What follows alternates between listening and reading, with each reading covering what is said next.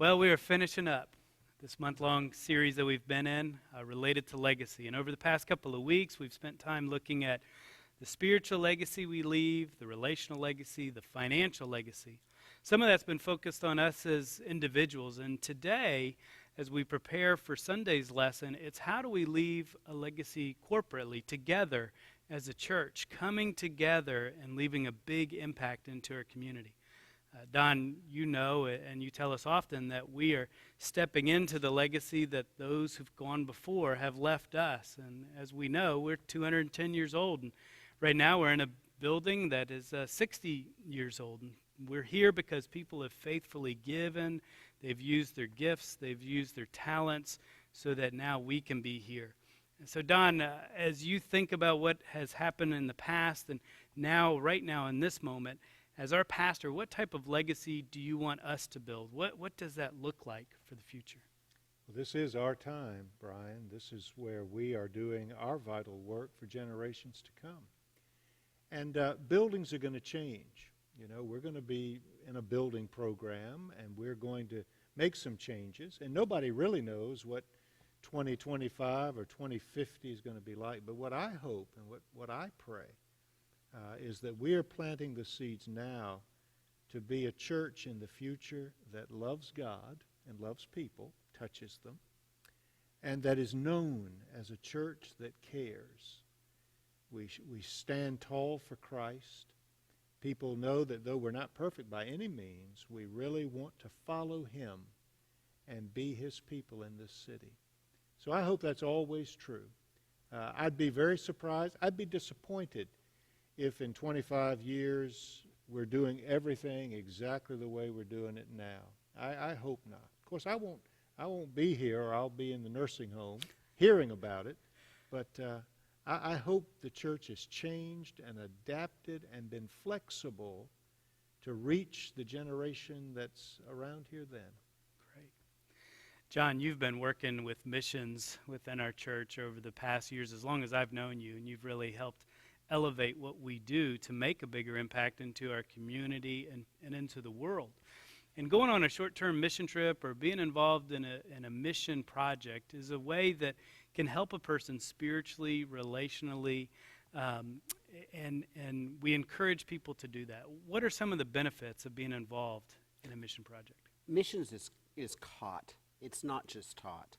And missions is about kingdom work. It's about joining our lives with God's story and what he's doing and letting the story of our life filter in and through what he's doing. So it's learning to look to see where he's involved and getting involved in all that.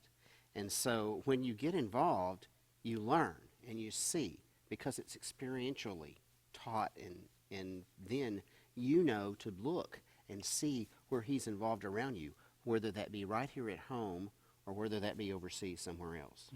That's a great point.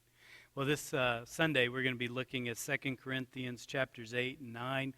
We'll be looking at the generosity of the Macedonian Christians and how they gave. Don, do you believe FBC is known as a generous church? Are we known in the community as a pretty giving church?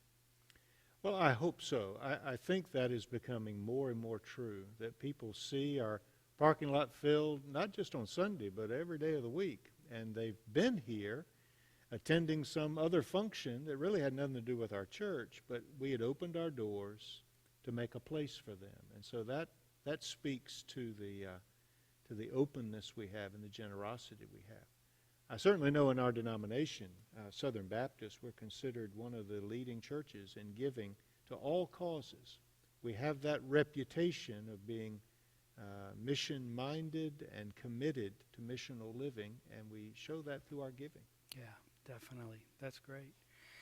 John, you mentioned earlier, related to missions, the importance of getting involved. And so I'm curious, what's on the horizon in 2014? What are some mission projects some of our people could get involved with? Well, new this year, for the first time ever, is an opportunity for families to be involved in a mission opportunity together. Our pastors have discussed how we could make this happen for several years. And so Stop Hunger Now on Sunday, March 30th, is an opportunity for moms and dads to come together with their teenagers and their children and participate together in packaging and preparing 20,000 meals. What a huge opportunity. Yeah. And so that's new.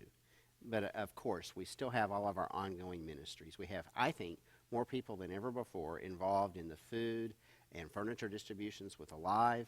Our own clothing closet is ministering to approximately 100 individuals every week. We're sending clothes from here into D.C. and into the reservations in the Dakotas on a regular basis. Probably most of our people don't even know about that. Our ESL program, we've got around 25 of our own individuals that are part of that leadership team that make ESL happen every Tuesday night. Rebuilding Together Alexandria is coming up in April. We just had our banquet to help us raise the funds so that we could invest in our own city and help people whose homes need repair. And we'll have 100, 125, 30 people involved in that ministry in April. So all kinds of events. There's the pregnancy centers, and the list just goes on and on right here locally. And then people think about the mission trips, and so we have our partnerships, be those the ones in the Caribbean, the ones in Southwest Virginia, or the ones over in Central Asia. So just all kinds of ways to be involved. Those are some great ways. And teachers and leaders, a lot of you in your Bible fellowship departments have taken on a task. I know there are groups that go down to the carpenter shelter and some who've taken on various things. But if you don't have perhaps a task that your group is doing, I want to encourage you to reach out to John and find out something that you can do. You know, I want our Bible fellowship groups to play together. I want them to serve together. I want them to learn together. Because as you play together and do some fun things, and as you serve together, you will see in your classes that you'll go deeper. People will open up, and some of those barriers will get taken down as you're feeding the homeless or as you're working somewhere together. So I want to encourage you to do that. Well, we're finishing up. This has been a great month, looking at legacy. The teachers have done well, as I knew that they would.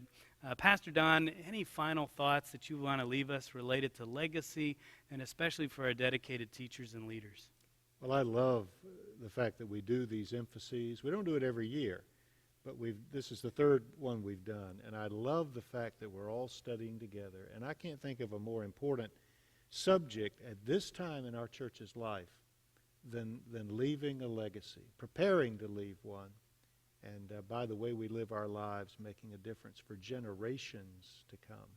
I'm so grateful to you for leading out in this, and for every one of our teachers and leaders who've gotten a hold of this thing and have put their lives into it and made a difference. And I think because of this, we're going to have the greatest year, and now looking forward, the greatest decade we've ever known as a church. It is. It's an exciting time to be a part of the church.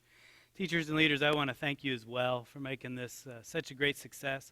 I also want you to remember that you'll be getting an email from me with a little survey from SurveyMonkey just about the material and some other things in which we did that we're going to then forward on to Lifeway as they continue to refine their process and this whole thing of having an editor and writer write specific curriculum for churches such as First Baptist. So thanks so much. Teach well this week.